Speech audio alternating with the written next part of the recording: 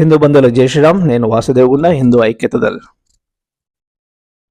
హృదయాన్ని కలిసివేసే సంఘటన అనమాట ఇది. సేవ్ పెద్దమ్మ గుడి బంజారా హిల్స్ అనే నినాదంతో ఈ వీడియోని కొనసాగిద్దాం అనమాట.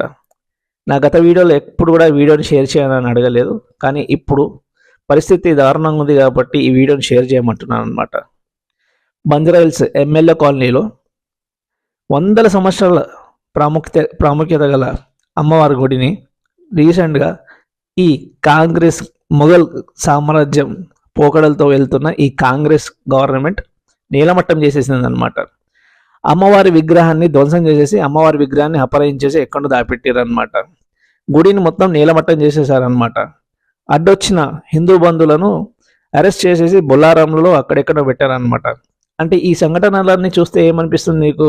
మొఘల్ సామ్రాజ్యంలో ఎవడైతే ఆ మొఘల్ సామ్రాజ్యం రాజులు ఎలా అయితే వివరించారో సేమ్ అలాగే ఇప్పుడు కాంగ్రెస్ తెలంగాణలో ఉన్న కాంగ్రెస్ ప్రభుత్వం అలాగే వివరిస్తుంది అని చెప్పేసి చెప్పాల్సిన అవసరం లేదు.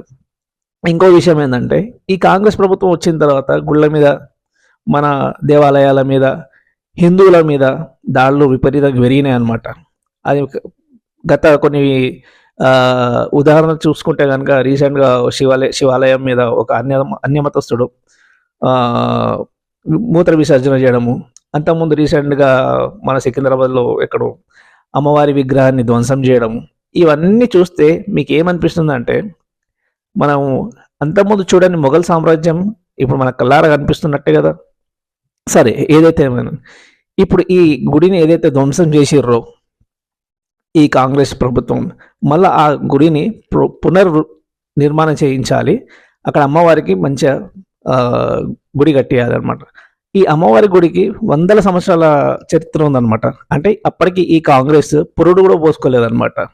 సో నేనేమంటున్నానంటే, ఈ ఉద్యమాన్ని ఎక్కడైతే ఈ గుడిని ధ్వంసం చేసిన ఈ బంజారా హిల్స్లో మన రుద్రబ్రహ్మన్న గారు, విహెచ్పి బజరంగ్ దళ్, ఇంకా అలాగే మాదేవి గారు, చికోటి ప్రవీణ్ గారు, అలాగే కొంతమంది హిందూ నాయకులు చాలామంది అక్కడ పోరాటం చేస్తున్నారు.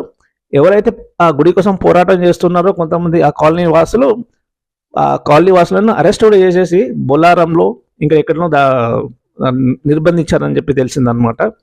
హిందూ బంధువులకు నేను చెప్పేది ఏంటంటే, ఎవరైతే అందుబాటులో ఉన్న హిందూ బంధువులు ఉన్నారో వాళ్ళు తప్పకుండా ఈ బంజారా హిల్స్ ఒమేగా హాస్పిటల్ వెనుకలో ఉన్న అమ్మవారి గుడికి వెళ్ళండి, మీ గళాన్ని వినిపించండి, ఉద్యమాన్ని